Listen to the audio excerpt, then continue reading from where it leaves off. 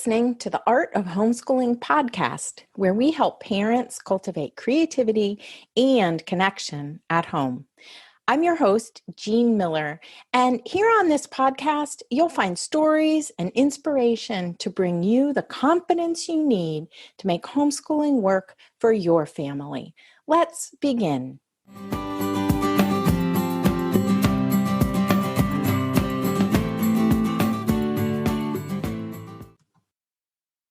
Welcome to episode 93 here on the Art of Homeschooling podcast. For this Ask Jean Anything episode, I put out a call for questions, and today I'm going to answer 6 questions for you. I so often find myself saying to homeschooling parents, there are no silly questions. And if you have a question, chances are good that someone else is wondering the same thing. So here we go. I hope that one of these questions and my answer is exactly what you need to hear today. The first question comes from Instagram. The first question comes from Instagram at Depth Not Breadth. The question is, what is the best way to handle negative comments from family members about Waldorf homeschooling? I know this is never easy. It brings up so many emotions for us. But I think the more concise and clear we can be about our choice to homeschool and then about our response to the question, the better. We don't owe anyone an explanation for what we're choosing to do. So when people say something negative or question our choice to homeschool, we can simply say, something like, this is what we're choosing for now, and we'll see what next year brings. Or maybe say, our child or our children learn best with hands-on engaging activities, so we're choosing to follow the Waldorf approach. Sometimes it's homeschooling that our family objects to. Sometimes it's the Waldorf approach in particular. But I've found over and over again that if we can have a simple response, like a one-sentence response in mind, we can simply be polite, but have really clear boundaries, give a one-sentence answer, and then move on.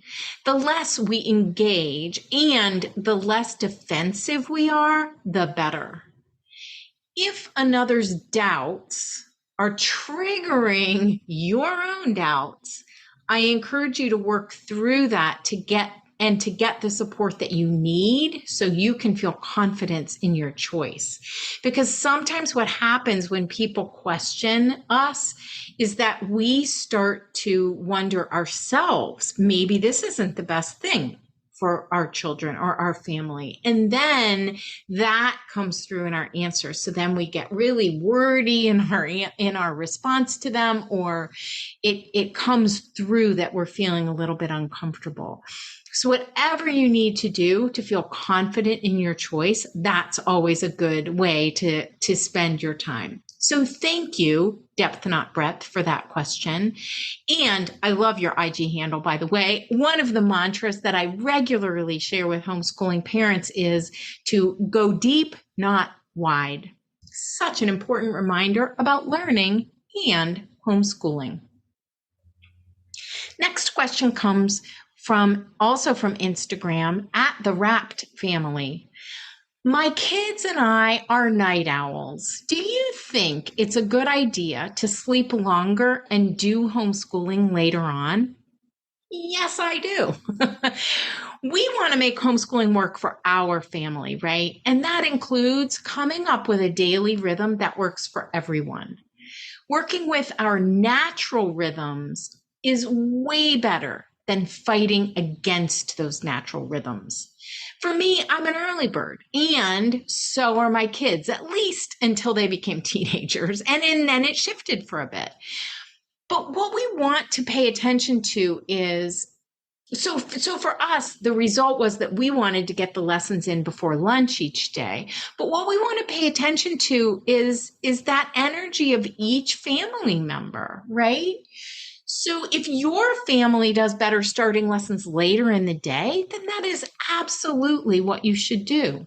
Even Rudolf Steiner talked about having two shifts in the very first Waldorf school. I find this fascinating. When he was asked about how they would accommodate more than one class per grade, he said they could start one group early in the morning and the second group midday. I would hope then they would also allow children or families to choose which would work better for them. But the starting point with daily rhythm, it really is to look at each family member's natural rhythm and craft from there. Now, some families have members who vary in this, right? So I would say you're probably lucky that you're all night owls. But sometimes we have kids who focus better in the morning and others who might prefer later in the day.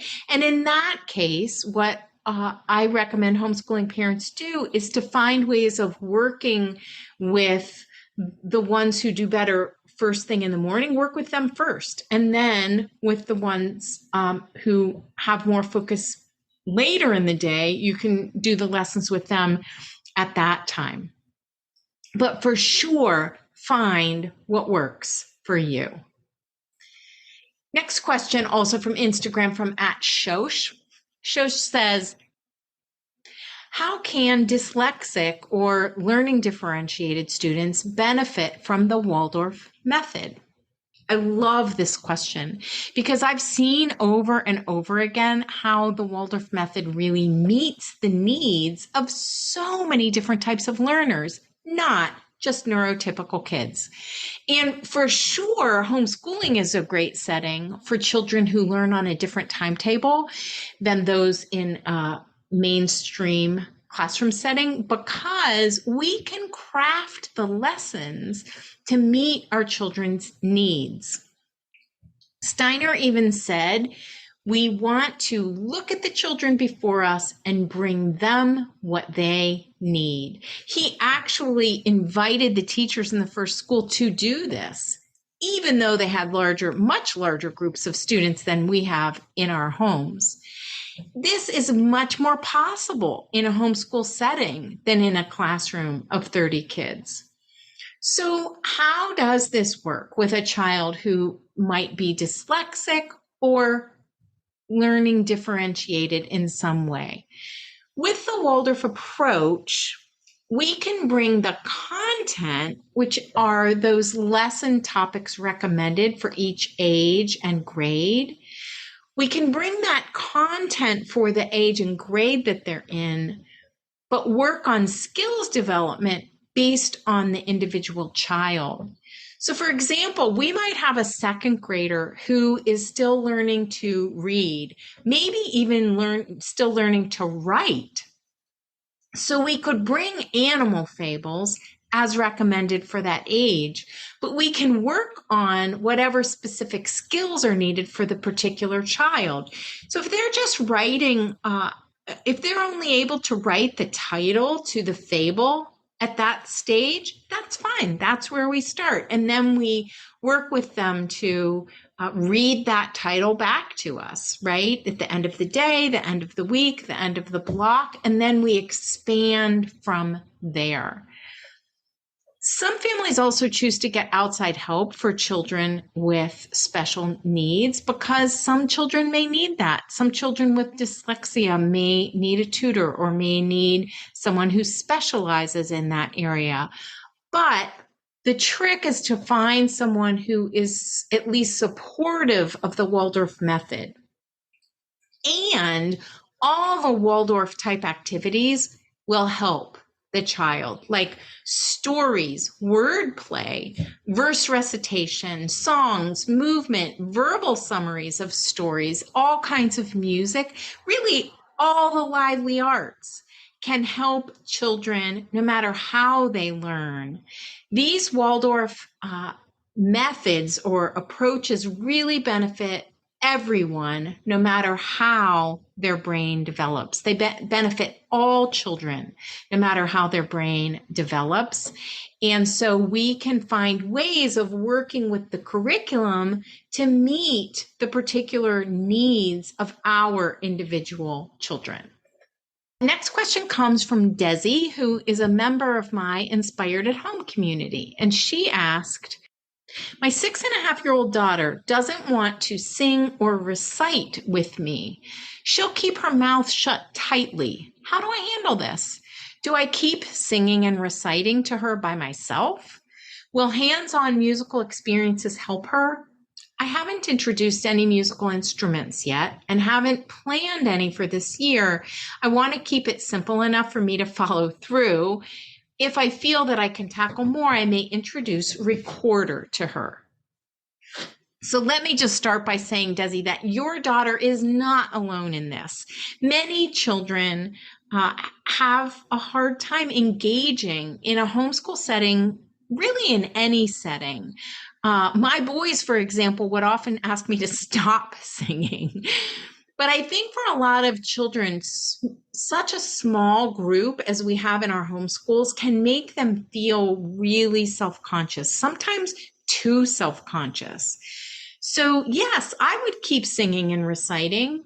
I would simply allow for her shutting her mouth with, tightly. It's totally okay. Just accept that that's what she's going to do. And don't feel like it's your job to change that or to make her engage. You are offering her these songs and these poems that you're reciting to her, but there's no requirement for her to engage with you. You couldn't keep inviting her to. I would definitely do that, but it's okay if she chooses not to join in. Also, lots of children need to watch for a long time before they're comfortable joining in. You might choose to introduce the recorder. That could help, but I would do it in a really super simple way by learning one song on the recorder that you already sing. And then one day you could simply play that song on recorder and then sing it and see what happens. So yes, keep the musical experiences going. Accept the fact that your daughter, for whatever reason that you may never know, is not comfortable joining in with you right now. But at some point, I bet your daughter will choose to join in. So keep going. Next question comes from Elizabeth, also a member of Inspired at Home. Elizabeth asks, how do you maintain the stamina needed for the entire school year?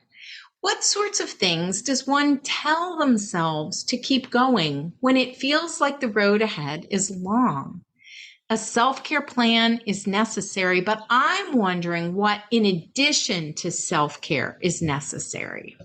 Such a good question, Elizabeth, because homeschooling does take a lot of stamina.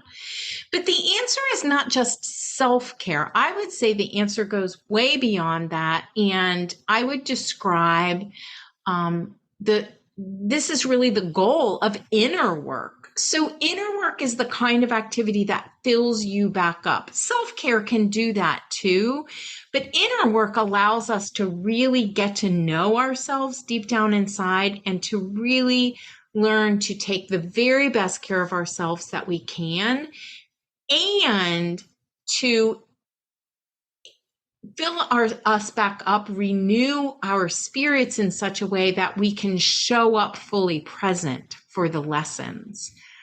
One of my favorite ways is to learn an inspiring poem by heart and recite it to ourselves each morning, perhaps when you make your tea or coffee. To me, I found having something in mind to tell myself when I feel down is also really important. So perhaps when you think, oh, this year feels like such a long road, how am I ever going to keep going or make it to the end? Instead, you might decide to look back on what you've done so far and say to yourself something like, wow, we really got some great stories in this month. The key, I think, is to recognize that when we have that thought of the heaviness, or that this seems to be so hard to make it through to the end, we simply recognize that there's a partial truth in that, but there's also partial truth in the fact that we are accomplishing things with our children. So what you might choose to do is every time that heavy thought comes up, replace it with a different thought. The key is that we have to believe the different thought, right? We can't just pretend. But finding something that will help you to recognize the good that you're doing can really go a long way. It can make a really big difference. Also, think about what fills you back up and find ways to bring more of that into your week. Is it curling up with a good book, even if it's just for 20 minutes once a week? Or is it meeting a friend for coffee, or going out on a walk, or going out into nature by yourself? We want to be intentional about renewing our energy in ways that don't feel like more work to us. Hope that helps. Last question comes from Justine, who asked, how can we best accept our child and establish boundaries if their behavior is affecting their siblings and the overall home atmosphere? The dynamics of sibling relationships. Not always easy, but do remember that those children are learning how to navigate the world in the safety of your home. To me, the best way to approach this is to accept our child and establish boundaries from the most neutral possible place. Most of the time, I think what we do is pretend that we're accepting a challenging behavior and then try to deal with it through gritted teeth. Anybody relate to that? That's not really acceptance. When we truly accept, boundaries are way easier to set. So the first step is to separate the behavior from the boundary. A child gets to behave or respond any way they like. That's their choice, just like the adults in our lives do. And then we, as their parents, get to set the boundaries any way we like. So, for example, if a child is always grabbing something from a sibling, I think sometimes it's easiest to think back to when they're younger. So perhaps a child is always grabbing a toy from a sibling. We might first tell ourselves, in order to try to accept this, we might first just tell ourselves, yep, this is likely to happen again tomorrow, right? That's accepting the reality and the child. Then decide what we'll do and say when it does happen. Instead of the other, pretending that it's not going to happen, pretending that, we know how to fix it or change it. So if we decide what we're going to say and do, perhaps in this example of the toy, perhaps we might decide to ask the child to let their sibling have the toy first this time. Another example is if a child is whining or even teasing a sibling, being unkind to a sibling, we might say that when that happens, we're all going to take a break, right? We're going to head home. We're going to leave whatever activity we're doing, or whatever it is you decide the boundary is going to be. The key, though, is true acceptance first. And then from that place, just choose the boundary from as neutral a position as you possibly can. I know it's a lot easier said than done, but once we recognize that, that it all starts with acceptance, and that most often when we ask these kinds of questions, or when we're having a challenge with our child's behavior, it's because we haven't accepted it yet. So that's the first step. That's the true work that we need to do before we even decide what the boundary is going to be. All right, that's it for this Ask Jean Anything episode. If you enjoyed this episode, I want you to know that I answer questions like this all the time in both my one-on-one mentor sessions and inside the Inspired at Home community, where I have group coaching calls a couple of times a month. You can find out more about both mentor sessions and the Inspired at Home community in the show notes for this episode at artofhomeschooling.com/episode 93. Thanks for joining me. See you next time. That's all for today, my friend. But here's what I want you to remember. Rather than perfection, let's focus on connection. Thanks so much for listening, and I'll see you on the next episode of the Art of Homeschooling podcast.